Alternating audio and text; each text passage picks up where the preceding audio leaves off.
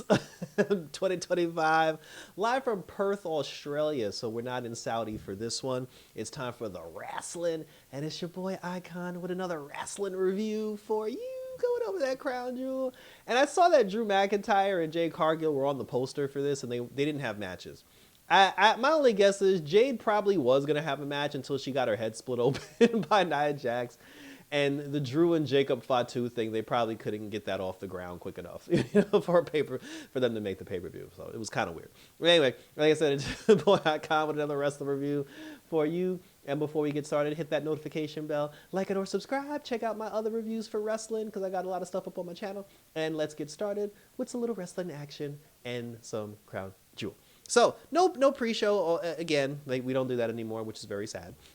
The show opened, the first match of the show, because if you're not gonna go on last, then you should go on first. I mean, that's how they do it. So the first match of the night was the Australian street fight between Big Bronson Reed versus the Tribal Chief Roman Reigns. And I don't care if the fans chant Roman Reigns. I don't care if they chant Io Sky. Hell, I don't give a damn if they chant Dirty Dom. You can give that to whoever you want. You can share that with as many people as you want. But that song, that chant belongs to Cody Rhodes. So now, and I'd be offended too. I'm like, don't be using Cody's song and give that shit to me. But like I said, it was a street fight, so you knew there were going to be some shenanigans afoot. And Roman, is out, and it's weird. Like, the fight was weird because Roman won in Paris. Like, when they were in France, like, Roman actually won that match. For them to fight again, that's fine and all, but if Bronson Reed was gonna win, like, I feel like if anything, Bronson should have won the first match, and then Roman should have won the second. But it's like when the babyface wins first and the feud continues after that, sometimes it's weird unless there's a title on the line. But anyway, so during the match, obviously because it's a street fight and there's no DQ, Braun Breaker showed up and, he attacked Roman Reigns. That brought out the like the Usos, Jimmy and Jay, which Roman told them to stay in the back. He was like, don't help me. But the Usos showed up, like they came out to assist. And it was basically like all collude. First of all, it was 3-on-2. And the Usos were all over the place. Like, everybody kept getting in everybody's way. There were like all these problems. And then during the match at one point, like Jimmy got speared through a barricade. Tables got involved. And then Jimmy tried to hit Bronson Reed with a spear. He moved out of the way, and Jay accidentally speared Roman Reigns. And he put Roman Reigns through through the table. Then Jay got knocked out, and then Big Bronson Reed hit the tsunami, and then he crushed Roman Reigns' hopes and dreams. And then Big Bronson Reed is the second person to pin Roman Reigns' shoulders to the mat since he returned to WWE after COVID. And that's actually saying something. And I agree with Big E, because on the post show, Big E said on the post show that because you've pinned Roman Reigns, they said if Bronson Reed wants a title match tomorrow, he should just get it off the strength that he beat Roman Reigns. And I agree. But Seth Rollins is the World Heavyweight Champion, and that's your boy, so you ain't gonna fight him. And you're not on SmackDown, so you can't fight Cody Rhodes. But Bronson Reed, like I said, he is the victor, he is victorious. But was also important, like, after the match was over, the Usos were in the ring. They were trying to apologize to Roman. And then Roman said to them, he was like, I told y'all not to come out here. He was like, yo, y'all motherfuckers don't listen. And then he said, and this was interesting, like, he actually said, they think I can't win without help. And I'm like, who thinks that? I'm like, who thinks that? Who's saying that?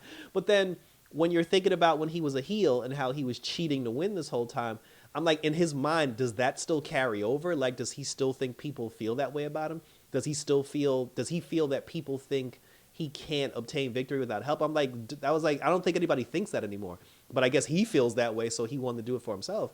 And then he was just like, it's not going to work unless you do what I say, and blah, blah, blah. And then the Usos got into an argument, and everybody got mad. So there's some friction here. Like, there's definitely some friction here. There's some dissension here, and I don't know what's gonna happen. And Jay, he about to become the bad guy, like Jay Uso. So see, I'm in favor of him. Like, if they do a Jay Uso heel turn, and Jimmy Uso is the one that reels him back in, I'm perfectly fine with that because that at least finally puts a spotlight on Jimmy Uso because he is the one person who has not benefited from this entire bloodline shit. Like he hasn't won any singles championships or nothing. And other people who weren't even involved in the bloodline thing came out behind him and got championships. So like this is very important for Jimmy Uso. He just needs to get himself into better shape and get better ring gear. So I said, but that was it. But Big Bronson Reed reigned supreme. And then even then, like when it was over, they were talking to, like the Bronze were talking to Paul Heyman. And they were just like, well, what happens if Seth doesn't win tonight? And then he was like, I think you know the answer to that. So we'll see. The next match was the Women's Crown Jewel Championship match. The Plastic Princess Tiffany Stratton versus Stephanie Valkyrie. And for the love of God, thank you, Stephanie Valkyrie won this match. It was actually a short match. It wasn't as long as I thought it was. They kept bringing up the fact that Tiffany Stratton was undefeated in 2025, which kind of made me feel like they were setting her up to lose because if Stephanie Valkyrie, first of all, Stephanie just became Women's World Heavyweight Champion. She beat Io Sky. And she has not defended that champion because she won the belt like, 3 weeks ago? She literally just became champion. You cannot have this girl literally just become champion and then lose in the first match that she has on TV. There's no comparison from a wrestling standpoint. Like, she's light years better than Tiffany Stratton. So, you know, I was pleased with the outcome. The match was short, which it should be because she shouldn't be able to hang, like for a long period of time. Stephanie hit her corkscrew off the top rope, which Wade Barrett was like, we have to name that at some point, which they kind of do. Like she hit the spot. She hit her hard too. Like she actually did hit her pretty hard, and she put her down for the count. And Stephanie Valkyrie has pinned Tiffany Stratton, and Stephanie Valkyrie is the 2025 Women's Crown Jewel champion. And I hope this is the end of the Tiffany Stratton reign as we know it, because now she needs to lose that belt because the girl didn't have the belt way too long. They didn't took championships off of people for less. And there are people that are inexperienced and people that are green, but because they have a presence or because they have a fan base, like they put a belt on them just to see how that person will do as a champion.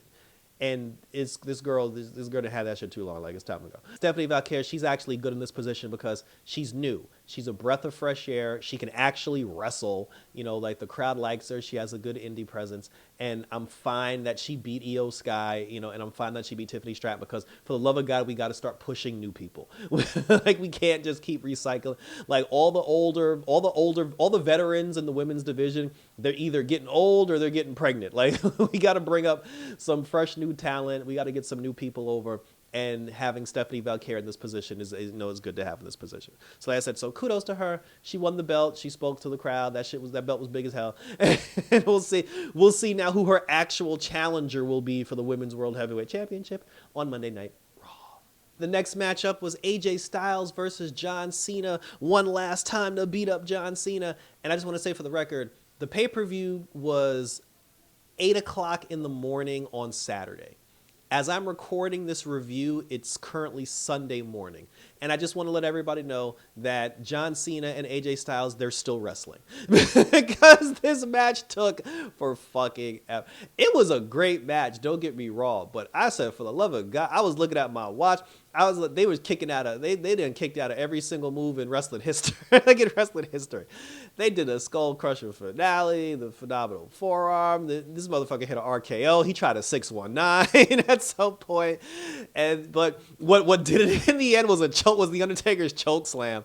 John Cena pulled off the Undertaker choke slam at the end, hit an AA, and then he actually pinned AJ Styles, which gave John Cena his 100th pay-per-view win, which also means he's probably going to lose in his very last match, and then he'll go out with a solid 100 wins. AJ Styles wore his throwback gear. I was like, my man bust out the shorts. I was like, uh-oh. I was like, now y'all definitely don't want none. He bust out the shorts. He also announced that next year is going to be his last year because he's old and he tired. So I look for him on the Legends list in 2K26. It was definitely a good match. And if there was ever a person who could probably get the best wrestling match out of John Cena, it definitely would have been like an AJ Styles or like a CM Punk. So that's not a surprise. The man is phenomenal. They call him phenomenal for a reason. When he does retire, Well, I hope he does spend time in TNA. But the thing with AJ Styles is when he retires, like, I hope he becomes a coach for either TNA or for NXT because this guy needs to like train the, train the future of professional wrestling. But yeah, like I said, good match by both of them. I applaud them both. And we'll see what they have in store for AJ Styles when he does his retirement tour in 2026. Then we had the women's tag team match, the Kabuki Warriors versus Io Sky and Rhea Ripley. And it's Io Sky. The fans love Io Sky, and it's Rhea Ripley in Australia. Obviously, the Kabuki Warriors were not going to win this match. The only thing that you can take from this match and the only storyline from this match, that Kairi Sane basically did everything she could to earn Asuka's admiration and respect, and Kairi took an ass whooping and basically got destroyed. So if we're doing a story about how long is Kairi going to take this abuse before she leaves Asuka and goes on her own, I'm perfectly fine with that. But but Rhea shouldn't even be involved in this shit anymore. So at the next pay-per-view, Saturday night's main event, preview, live event, whatever we're getting, it should be Io. We need Io Sky versus Asuka straight up, and there has to be a point where Kairi's like, "Yo, I've had enough, and I'm out this bitch." She definitely needs to leave because that girl getting treated wrong. She stopped Asuka from catching heat at one point, and then she caught a riptide, and then she caught a over the moonsault, and let's say the girl got her ass whooped. So Aussie, Io and Rhea Ripley reign supreme. Nothing here to see, folks. And we're moving on to the next match. Finally, for the last match of the night for the men's Crown Jewel Championship, it was Seth Franklin Rollins, like Jim Cornette called him that, and I couldn't stop laughing, versus Cody Rhodes. And I mean, obviously Seth had to win. They made when they were doing their promos, when they were going back and forth, the moment Cody said, "You've never beaten me," we're 3-0. I said, "Shit, Seth's gonna win this now." But the thing with the match, I understand the desperation aspect of it from the Seth Rollins standpoint. And, the desire of Super Cody to kick out of everything and be like the strongest human being possible. I get all that. The only thing in the match that I honestly didn't agree with, I did not agree with Seth Rollins cleanly kicking out of a super crossroads. We got a super crossroads. We got a super curb stomp. It would have made more sense if when Cody hit that super crossroads, because he has to roll into it off the top rope, he rolled so much that Seth got his foot on the rope. Fine, I would have accepted that. But Cody beat Roman Reigns with 3 crossroads. He didn't hit a super crossroads on Roman Reigns. He didn't hit a super crossroads on John Cena from what I can remember. I would have preferred they just didn't do that move. I would have preferred that he teased a super crossroads but didn't actually get to do it. Because I feel like if you do a super crossroads, that's it. You shouldn't kick out of it. The only way you should kick out of that is either if your leg just happened to fall under the rope, or if one of your goons takes your leg and puts it on the rope, or somebody distracts the referee. You should not cleanly kick out of a super crossroads. Seth Rollins, he had the watch that Cody gave him after WrestleMania. He busted him in the head with the watch, hit him with the super stomp, and then, Seth Rollins got the pinfall victory, and he got the 1-2-3 victory. And I said, and that was fine. Because, he should win because they were just making this whole thing about, like, oh, his group's going to break up. Like, if he doesn't win, like, oh, he'll be nobody. They made so much of a big deal out about what was going to happen if he doesn't win. I'm like, he obviously has to win this shit. And like I said, and he won. So, I mean, but the funny thing is, although he won the match, you still not the quarterback, bro. Like, nobody's still looking at you like the face of the franchise. Like, you're not the face that runs the place. And kudos to Alicia Taylor for her introduction for the AJ Styles John Cena matchup, because that was really good. Especially with the TNA shout out. But he got the belt. Steph got the big gold belt. Stephanie Valkyrie got in the ring. The two of them stood, tall. Seth whispered to her, my wife gonna beat you for that shit. And then Stephanie just smiled because she don't speak English. But, that was pretty much it. Like, that was how the show ended. And thank you for tuning in. So, like I said, I can't complain. Like, it was a very good show. And I'm not just saying that because of the AJ Styles John Cena match. It actually was a really good show. Like, the people who should have won. Like the way this makes sense to the stories, like everything that made sense made sense. Like we were able to follow along. There was nothing that happened where I was just like, what the hell? Like I wasn't an outroar. Like I agree with everything that happened. So I give the show a solid, like a solid 8. And for the SmackDown, the Street Profits, they lost to the Wyatt Six. So I'm assuming we're now gonna get a Street Profits split, and that's not good for Angelo Dawkins. So my only guess is I hope that, like, if they do split the Street Profits, Angelo Dawkins, change your look when you become a solo person. Because if you still look exactly the same, you're gonna, I mean, God, I really don't even like to use this terminology, but you're gonna end up being the Jannetty in the deal. Because I mean, that term was used when the Rockers broke up, where it's like one person got pushed to the moon and the other one didn't. Every time tag teams split up, there's usually one person that gets pushed to the moon, like, except the Hardy Boys. Like the Hardy Boys and Edge and Christian, they didn't, they escaped that, but Edge was clearly a bigger star than Christian. The Hardys, like Matt actually became a big star like later on. It was Jeff at the beginning, but usually one person ends up being bigger than the other. And if Angelo Dawkins wants to like salvage his career and save his reputation, he has to change his look completely and just become a whole new person. That was WWE Crown Jewel. Share your questions, comments, and concerns. Hit me up on X, on Instagram, on YouTube, on TikTok, where you can leave your questions, comments, and concerns about the pay-per-view. What'd you think about the wrestling? I'm also like Bound for Glory, because today's Sunday. As I record this, Bound for Glory for TNA is tonight. And I honestly have to say, I was always a TNA fan. Like I always watched TNA from a distance. I always watched TNA from afar. I always kept tabs on TNA. I think I'm gonna watch Bound for Glory tonight because I really like the card, like the Bound for Glory card. So we're gonna look into that. And if I do watch Bound for Glory, I'm gonna do a review for that. Damn it!